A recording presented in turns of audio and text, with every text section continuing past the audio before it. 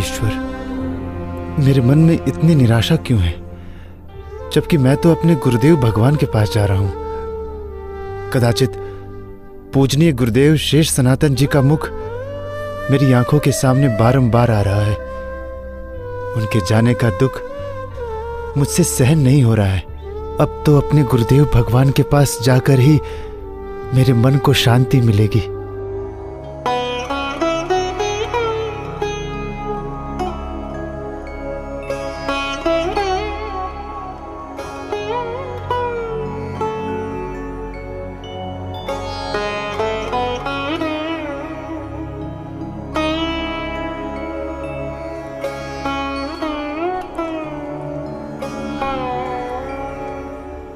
चले है तुलसी गुरु से मिलने, मन है दुखी अपार।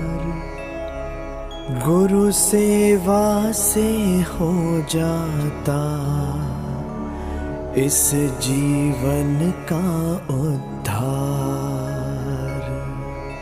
एक क्षण की भी नहीं प्रतीक्षा अब मुझको स्वीकार।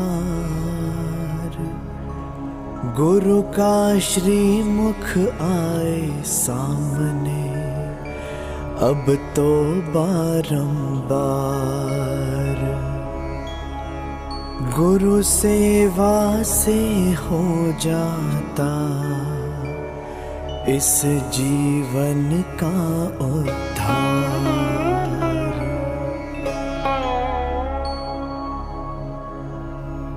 प्रयागराज तो पहुंच गया हूं। अब केवल 3 दिन के पश्चात मैं चित्रकूट पहुंच जाऊंगा। किंतु चित्रकूट तो इतना बड़ा है, मैं अपने गुरुदेव को कैसे खोज पाऊंगा? उनका तो अपना कोई आश्रम भी नहीं है। वो तो विचरते रहते हैं, रमते राम हैं, और 15 सालों से उनकी कोई सूचना भी नहीं है। इतने वर्षों से मैं अपने शिक्षा गुरु के पास था, न जाने कब से अपने दीक्षा गुरु का मुख भी नहीं देखा है। अब मुझे उनसे मिलना है। यदि वो चित्रकूट में नहीं हुए तो मैं कैसे खोजूंगा उन्हें? हे ईश्वर, गुरुदेव के बिना मेरे भविष्य का क्या होगा?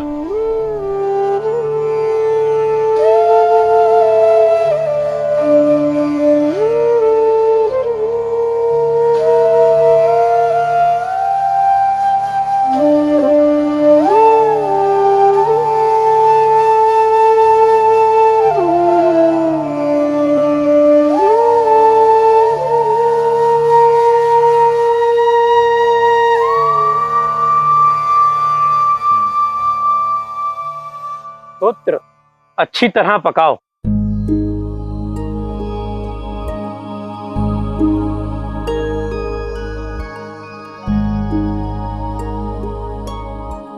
प्रणाम महात्मन। जीते रहो पुत्र। कहां से आ रहे हो? मैं काशी पंचगंगा से चलकर आ रहा हूं। तो फिर यात्रा तो बहुत लंबी रही होगी। आओ तनिक विश्राम कर लो। जी अवश्य।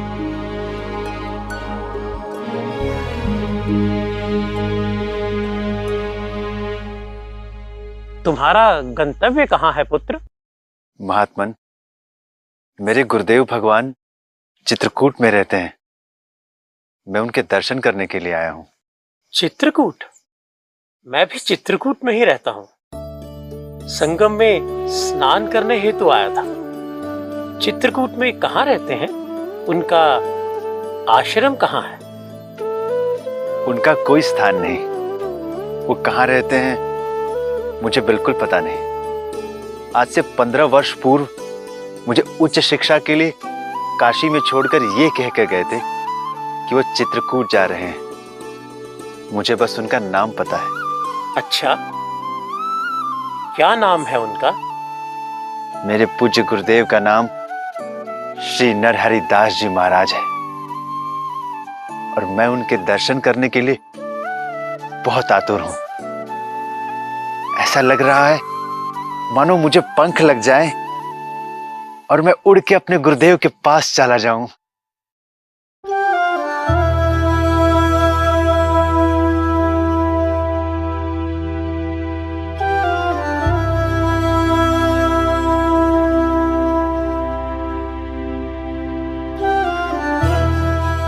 क्या हुआ महात्मन?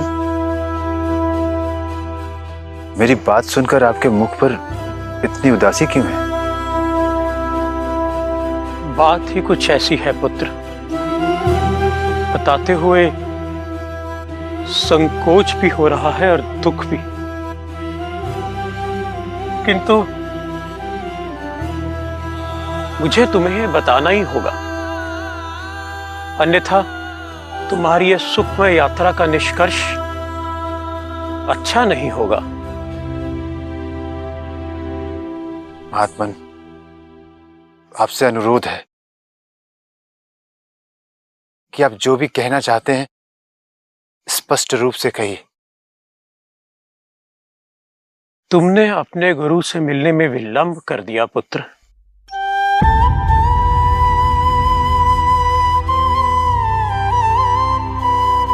वो कुछ वर्ष पूर्व ही देह त्याग करके साकेत धाम की ओर प्रस्थान कर गए।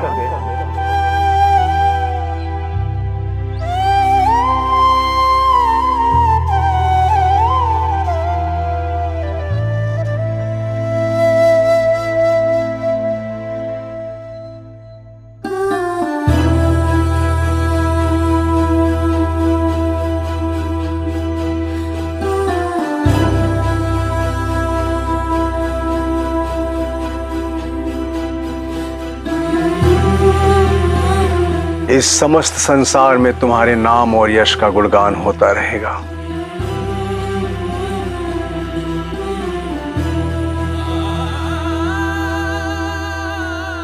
मेरा आशीर्वाद सदैव तुम्हारे साथ रहेगा। गुरुदेव, गुरुदेव, गुरुदेव, आप मुझे फिर से अनाथ करके चले गए। गुरुदेव, गुरुदेव, गुरुदेव, गुरुदेव, गुरुदेव,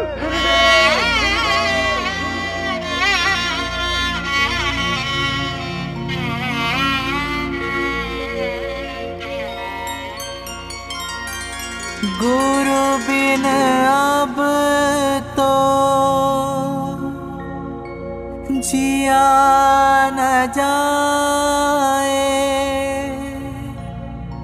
गुरु बिन जिया न जाए। सोना सोना सब जग लागे, मनवाती अकुलाए। मेरा तो सौभाग्य है कि ईश्वर ने इस बालक का गुरु बनने के लिए मुझे स्वयं चुना है। सोना सोना सब जग लागे, मनवाती अकुलाए।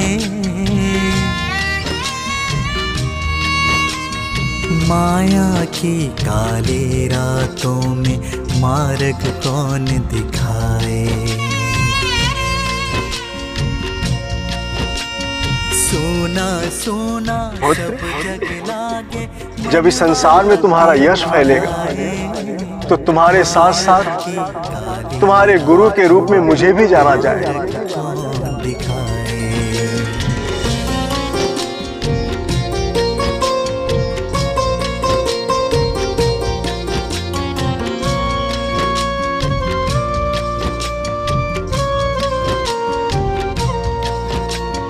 कदम कदम पर फिसलन भारी, आकर कौन बचाए। कौन सुनाए कथा रसीली, कौन भक्ति सिखलाए। गूढ़ तत्व का मर्म खोल कर कौन मुझे समझाए। प्यारी मुस्कान चितवन बोलन, रह रह याद सताए। गुरु बिन अब तो जिया न जाए, गुरु बिन जिया न जाए। सोना सोना सब जग लागे। अब आज्ञा दो, जीवन ने अवसर दिया तो पुनः भेंट हो।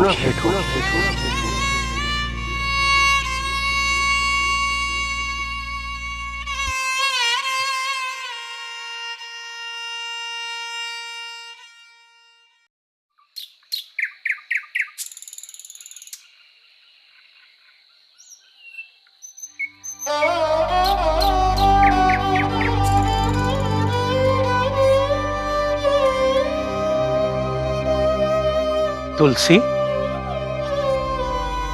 मुझे लगता है अब तुम्हारी हृदय की पीड़ा कुछ कम हुई होगी। पीड़ा तो अत्यधिक है महात्मा श्रेष्ठ, पर कोई उपाय भी नहीं है। अपनों के जाने की पीड़ा कभी कम नहीं होती पुत्र, किंतु हमें सब भूलकर आगे बढ़ना होता है। जीवन का नाम ही निरंतरता है। मुझे कुछ समझ में नहीं आ रहा है महात्मा। मेरे गुरुदेव मुझे अकेला छोड़कर सदा के लिए दूर क्यों चले गए? तुम एक निष्ठावान गुरु भक्त हो पुत्र। तुम्हारे जैसे शिष्यों को गुरु कभी छोड़कर नहीं जाते। वो अपनी शिक्षा और दीक्षा के रूप में सदैव तुम्हारे साथ है। उनका शरीर भले ही तुम्हारे सामने ना हो, किंतु उनका दिखाया हुआ मार्ग सदा तुम्हारा मार्गदर्शन करेगा। आपका बहुत बहुत आभार महात्मा श्रेष्ठ। अपना ध्यान रखना। मुझे कल ही प्रस्थान करना था, तुम्हारे कारण मैं रुक गया। अब तुम ठीक हो, मैं निश्चिंत होकर जा सकता हूं। प्रणाम महात्मा। आयुष्मान भव। मानिकपुर किधर है? इधर उत्तर दिशा की तरफ निकल जाइए। पहले राजापुर गांव पड़ेगा, उसके साथ ही मानिकपुर गांव।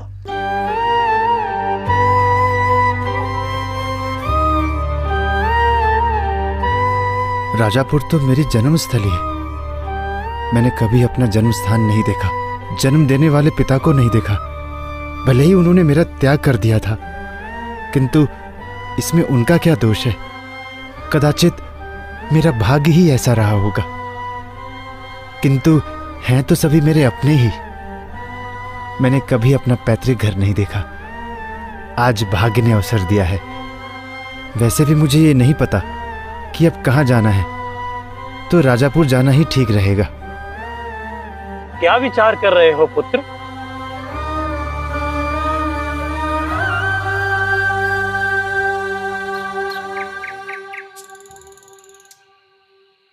अब तुम कहां जाओगे?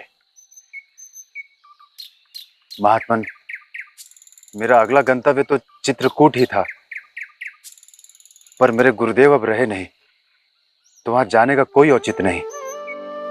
इसलिए अब मैं अपने पैतृक गांव राजापुर की तरफ प्रस्थान करूंगा। उत्तम है। प्रणाम महात्मन। आयुष्मान भव।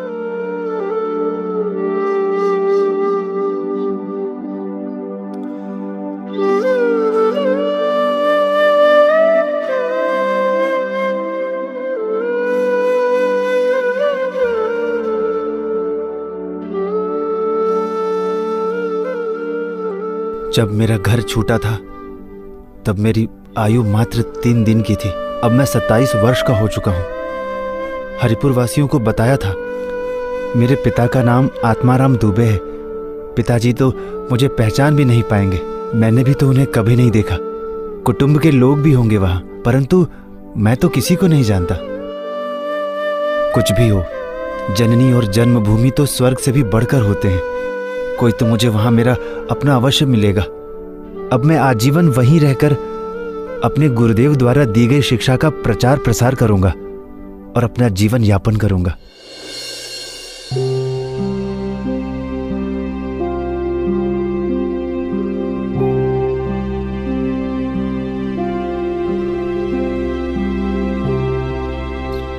काका, पंडित आत्माराम जी का घर देखा है? हाँ, उनका घर यहीं पास ही में है, किंतु अब वो खंडर हो चुका है। और पंडित आत्माराम जी का देहावसान हुए लगभग 22 वर्ष बीत चुके हैं।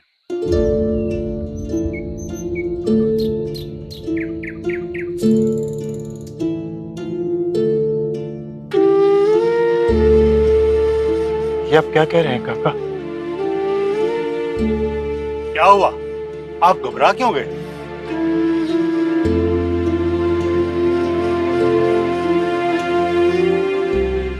कुछ नहीं काका, मैं थक गया हूं।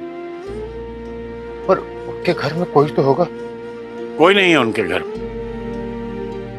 आज से 27 वर्ष पहले उनके घर में एक पुत्र का जन्म हुआ। उसे उनकी दासी चुनिया हरिपुर ग्राम में लेकर चली गई और बालक की माता ने उसके जन्म के 3 दिन पश्चात ही अपने प्राण त्याग दिए।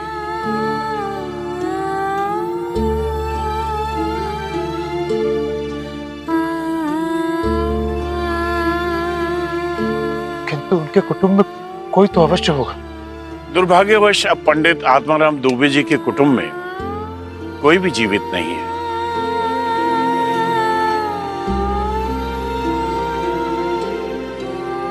बेटा, उसके पीछे भी एक कहानी है। हरिपुर ग्राम में जब वो बालक 5 वर्ष का था तो उसका पालन करने वाली चुनिया की सर्पदंश से मृत्यु हो गई और उसके पश्चात हरिपुर से नापित आत्माराम जी के पास ग्रामवासियों का संदेशा लेकर आया। उसके पश्चात क्या हुआ काका? पंडित आत्माराम जी ने कहा कि जो बालक अपने पालने वाले को ही खा जाता है उससे मेरा कोई संबंध नहीं। ये सुनकर नापित चला गया। आगे क्या हुआ काका? हमारे गांव के एक व्यक्ति ने उस अनाथ बालक की अपनी आंखों से दुर्दशा देखी। उसने पंडित जी को अपनाने के लिए कहा, किंतु क्या काका? उस अभागे बालक की दुर्दशा जानने के बाद भी उन्होंने उस बालक को अपनाने से मना कर दिया और उसी समय हमारे ग्राम में एक संत आए हुए थे। बस अब मैं इस विषय पर और वार्तालाप नहीं करना चाहता। जिस किसी को उस पर दया आ रही हो वो उसे अपने साथ ले जा सकता है। जैसी आपकी इच्छा पंडित जी। कदाचित उसके भाग्य में यही लिखा है। अब मुझे आज्ञा दीजिए।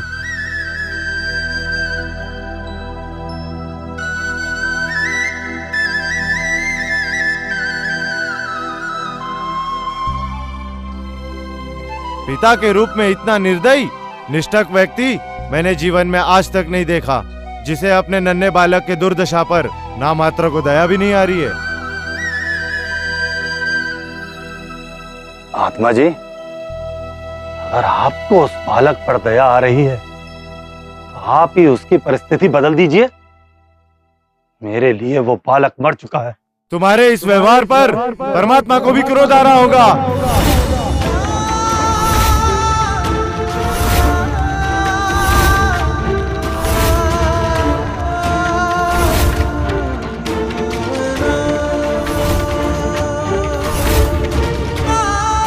मैं तुम्हें श्राप देता हूँ, शीघ्र ही तुम्हारे समस्त कुल का नाश हो जाएगा।